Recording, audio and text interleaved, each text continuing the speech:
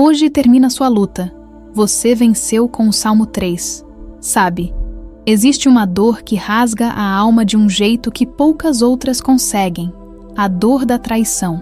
É um golpe que não vem de um inimigo declarado, mas de alguém a quem você entregou sua confiança, seu carinho, talvez até sua vida. Quando essa confiança se quebra, o mundo parece desabar. O chão some e você se vê caindo num abismo de confusão, mágoa e humilhação. Você já se sentiu traído?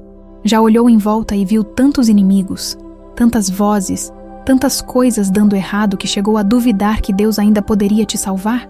Já ouviu aquele sussurro venenoso da desesperança dizendo: para você não tem mais jeito, nem Deus te salva agora? Se essa é a sua luta hoje, eu te peço, respire fundo e me escute com atenção, porque existe uma oração milenar, nascida no coração de um rei que viveu exatamente isso e venceu. Alguém que, assim como você, encarou a pior das traições e se viu cercado por milhares de adversários.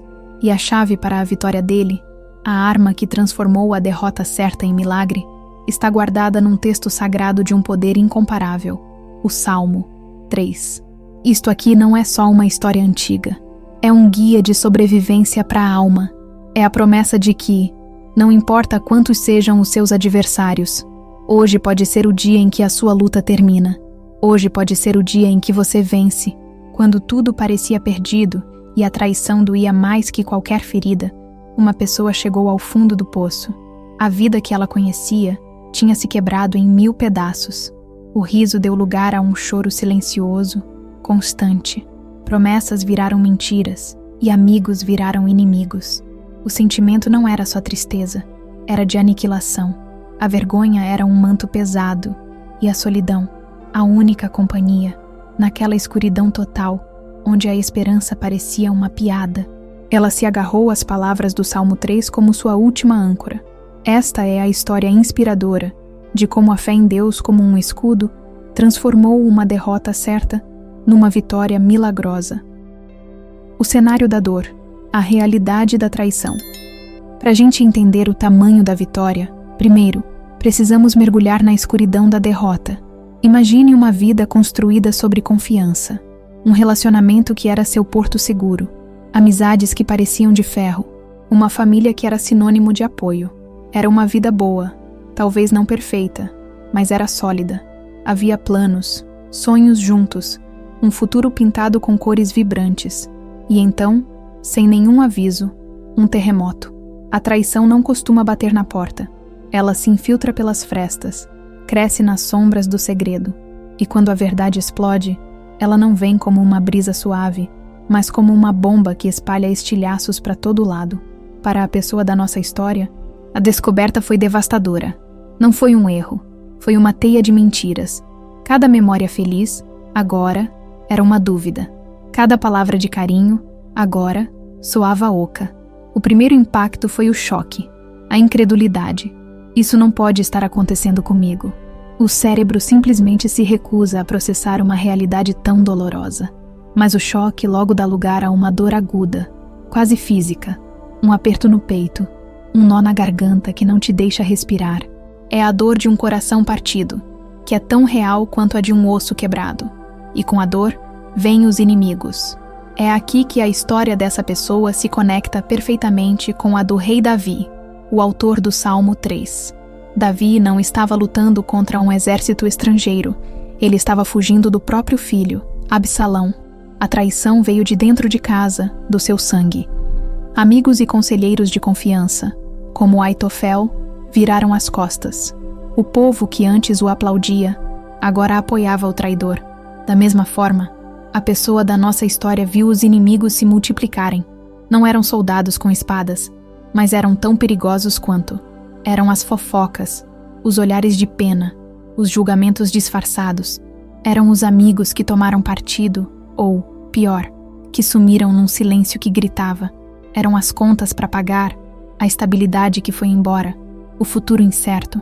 Cada problema era um novo inimigo se levantando contra ela. Foi nesse momento que ela entendeu na pele os primeiros versos do Salmo 3. Ela sentia o peso de cada palavra. Senhor, Como se multiplicaram os meus adversários. São muitos os que se levantam contra mim. Não era poesia, era o noticiário da vida dela. A solidão era esmagadora. Parecia que o mundo inteiro estava contra ela. Pior que os inimigos de fora. Eram as vozes de dentro e de fora que repetiam o segundo verso do Salmo. Muitos dizem a meu respeito: para ele não há salvação em Deus. Essa é talvez a flecha mais venenosa de todas. A tentativa de cortar sua conexão com a única fonte real de esperança. Eram as vozes da lógica fria. Como você vai sair dessa? Você não tem força, não tem dinheiro. Eram as vozes da acusação. Talvez você mereceu. Cadê o seu Deus agora? E a pior de todas, a voz do desespero sussurrando na mente. Acabou. Deus te abandonou. Não tem mais esperança para você. Essa é a profundidade do abismo. É um lugar onde a dor da traição se mistura com o medo do futuro e com a dúvida sobre a presença de Deus. É um cerco completo. Por fora, os adversários se multiplicam. Por dentro, a esperança morre. É o ponto mais baixo. É a derrota que parece total e final. Talvez você que me ouve agora conheça bem esse lugar. Talvez você esteja nele neste exato momento, sentindo o peso dos seus adversários e ouvindo as vozes que dizem que para você não tem mais salvação. Se esse é o seu caso, preste muita atenção, porque é exatamente aqui, no fundo do poço, que a virada começa. O clamor no limite, a descoberta do escudo. No ponto mais escuro da noite, quando as lágrimas secam e só resta um cansaço profundo, algo acontece. É o momento da rendição, não de se render aos inimigos, mas de render à própria força, de reconhecer que, sozinho, não dá mais para lutar. É admitir a falência total.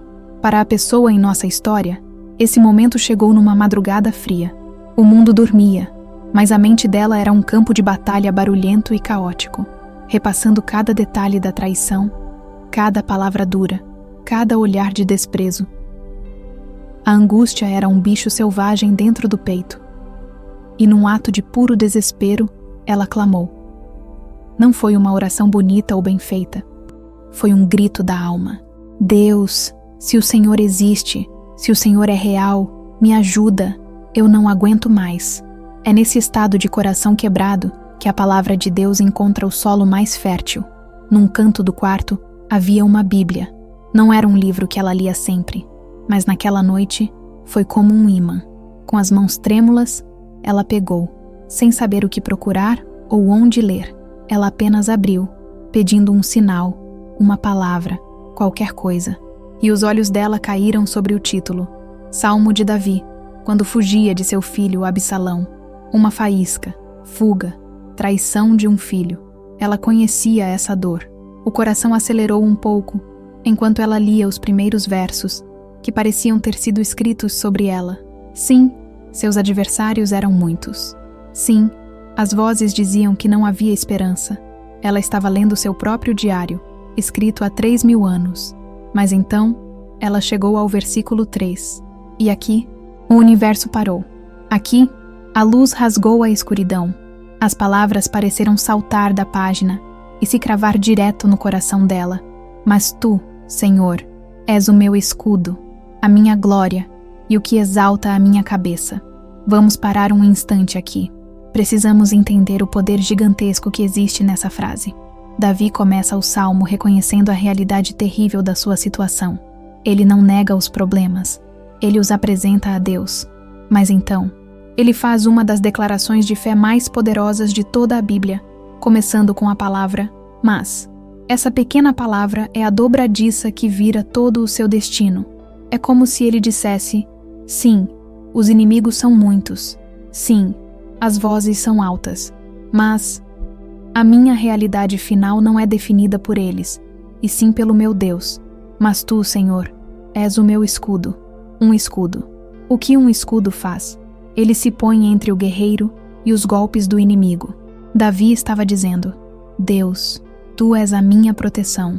As flechas da fofoca, as lanças da calúnia, as espadas da humilhação, elas não vão me atingir em cheio, porque o Senhor está na minha frente. Naquele momento, a pessoa da nossa história teve uma revelação. Ela não precisava se defender com as próprias palavras. Ela precisava se posicionar atrás do seu escudo. Deus seria a sua defesa. A minha glória. Glória, no original, tem a ver com peso, honra. A traição tinha roubado sua honra. A fez se sentir pequena, sem valor. Mas Davi declara: a minha honra não vem do meu status ou da aprovação dos outros. A minha verdadeira honra, o meu valor, és tu, Senhor. O próprio Deus seria a fonte da sua dignidade restaurada. E o que exalta a minha cabeça? A dor e a vergonha nos fazem andar de cabeça baixa. Olhamos para o chão, sem conseguir encarar o mundo. Mas Davi diz que Deus é aquele que vem por baixo do nosso queixo e, gentilmente, levanta nossa cabeça.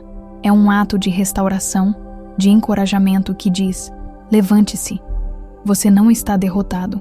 A batalha não acabou. Eu estou com você. Naquela madrugada, lendo esse versículo, ela começou a chorar de novo. Mas não eram mais lágrimas de desespero. Eram de um alívio avassalador. Ela encontrou uma arma, uma estratégia, esperança. A situação lá fora não tinha mudado nada. Os inimigos ainda estavam lá, mas a perspectiva mudou completamente. A batalha saiu do campo horizontal, onde ela lutava contra pessoas, para o campo vertical, onde ela se refugiava em Deus. Ela continuou lendo: com a minha voz clamei ao Senhor, e Ele do seu santo monte me respondeu. Aquele grito desesperado não foi no vácuo. Tinha endereço e tinha resposta garantida. A fé começou a brotar. Uma fé pequenininha, mas estava viva. A noite ainda era escura, mas pela primeira vez em muito tempo, ela via o brilho do amanhecer lá longe. A virada tinha acontecido. A luta da fé estava só começando. A luta da fé, vivendo o salmo no dia a dia. A vitória que Deus nos promete quase nunca é um evento instantâneo, é um processo. A revelação da madrugada foi o começo, mas a transformação de verdade aconteceu no dia a dia, na decisão consciente de viver as verdades do Salmo 3 no meio da guerra. Fé não é um sentimento, é uma atitude. É escolher acreditar na promessa de Deus, mesmo quando a realidade grita o contrário. A primeira grande prova veio poucas horas depois. Ao acordar, por um segundo, houve paz, mas logo a avalanche da realidade voltou. A lembrança da traição, ansiedade com o futuro, o medo de encontrar pessoas. O impulso natural era se encolher, se entregar ao desespero. Mas então, a palavra escudo veio à mente. Mas tu, Senhor, és o meu escudo. Em vez de deixar os pensamentos de derrota tomarem conta, ela fez algo diferente. Sentada na beira da cama, com o coração pesado, ela orou em voz alta: Senhor, hoje eu declaro que tu és o meu escudo. As fofocas, os olhares, as dificuldades, nada disso vai me definir. Eu me coloco atrás de ti. Tu és a minha glória. Minha honra está em ser tua filha, não no que pensam de mim. E hoje, eu peço, levanta a minha cabeça. Me dá força para não andar com vergonha, mas para encarar este dia com a dignidade que o Senhor me dá. Essa oração se tornou seu pão de cada dia. Toda manhã, ela se vestia com o Salmo 3. Era sua armadura espiritual. E então, ela ia para a batalha. Houve dias terrivelmente difíceis. Dias em que uma palavra qualquer a feria fundo. Dias em que a solidão parecia insuportável. Em cada um desses momentos, em vez de desmoronar, ela recorria à sua arma. Em silêncio, no coração, ela repetia: Deus é meu escudo, Deus é minha glória, Ele levanta a minha cabeça. Foi aí que ela começou a viver o poder do versículo 5 de um jeito milagroso. Eu me deito e durmo. Acordo, pois o Senhor me sustenta. Pense na profundidade disso. Davi, um rei fugitivo, caçado por assassinos, literalmente deita no chão do deserto e dorme. Por quê? Porque sua confiança não estava em seus guardas, mas no fato de que Deus o sustentava. Nas primeiras semanas da crise, dormir era impossível. As noites eram longas, cheias de ansiedade. Mas ao começar a praticar essa entrega diária a Deus, uma paz que não faz sentido começou a tomar conta. Ela começou a orar antes de dormir. Senhor, eu entrego essa situação, essa dor, esses inimigos em tuas mãos. Eu não posso resolver, mas o Senhor pode. E porque tu és meu escudo e me sustentas, eu escolho descansar. Eu me deito e durmo, confiando que o Senhor vai me acordar. E ela dormia, um sono profundo, no meio da maior tempestade da sua vida. Isso, por si só, já era uma vitória gigantesca. Era a prova real de que a palavra de Deus estava funcionando. Era a vitória sobre o medo e a ansiedade, que muitas vezes são inimigos piores do que as pessoas que nos feriram. Com essa paz, veio uma nova coragem. Uma coragem que a fez entender o versículo 6. Não temerei os milhares que me cercam. Os milhares não eram mais só pessoas. Eram as contas acumuladas, os problemas a resolver, as ligações que ela tinha medo de atender. Antes, cada desafio a paralisava. Agora, ela os enfrentava. Não porque se sentia forte, mas porque sabia que seu escudo era forte. Ela começou a tomar as decisões difíceis que vinha adiando. Organizou as finanças, buscou ajuda, encarou conversas difíceis, não com agressividade, mas com uma calma e firmeza que não vinham dela. As pessoas em volta notaram a mudança. A mulher que andava de cabeça baixa, agora olhava nos olhos. A mulher que só chorava, agora tinha momentos de paz e até de alegria. Isso não quer dizer que a dor sumiu. A cura da traição é um processo longo. Havia dias de recaída, dias em que a ferida parecia abrir de novo. Mas a diferença é que agora ela sabia para onde correr. Ela não corria mais para o isolamento ou para a amargura. Ela corria para o seu escudo. A luta da fé não é uma luta para não sentir dor, mas uma luta para não deixar que a dor dê a palavra final. E a cada dia que ela fazia essa escolha, a vitória se tornava mais real, mais sólida, mais inegável. A vitória milagrosa, a mão de Deus em ação. A fé praticada no dia a dia, a confiança que se recusa a morrer, sempre, uma hora ou outra, vai ver a mão de Deus agir. A vitória que começou por dentro, com a paz para dormir e a coragem para encarar o dia, começou a se manifestar do lado de fora de maneiras surpreendentes. É o ponto alto da jornada, onde os versos finais do Salmo 3 se tornam realidade. A pessoa da nossa história, agora fortalecida por meses de intimidade com Deus, começou a orar com uma nova ousadia, ecoando o clamor de Davi no versículo 7. Levanta-te, Senhor. Salva-me, Deus meu. Pois quebras o queixo de todos os meus inimigos e arrebentas os dentes dos ímpios. É importante entender essa oração. Não é um desejo de vingança. É um pedido para que Deus neutralize a ação dos inimigos. Quebrar o queixo é uma forma poética de dizer: Senhor, cala a boca da mentira. Tira o poder das palavras que foram lançadas contra mim. Arrebentar os dentes significa: tira a capacidade deles de morder, de destruir, de me fazer mal. Nossa protagonista começou a orar assim: Senhor, levanta-te em minha defesa. Neutraliza as fofocas. Tira o poder de cada mentira. Fecha cada porta que o inimigo tentou abrir para me destruir e abre as portas que ninguém pode fechar. E Deus começou a responder. Primeiro, a verdade começou a aparecer de formas inesperadas. Pessoas que antes acreditavam nas mentiras, de repente, viram a situação com outros olhos, sem que ela precisasse se defender. Conversas foram ouvidas, sem querer, provas apareceram do nada. O que foi feito no escuro, Deus trouxe para a luz. O queixo dos adversários estava sendo quebrado. Suas palavras perderam o poder. Em seguida, portas começaram a se abrir.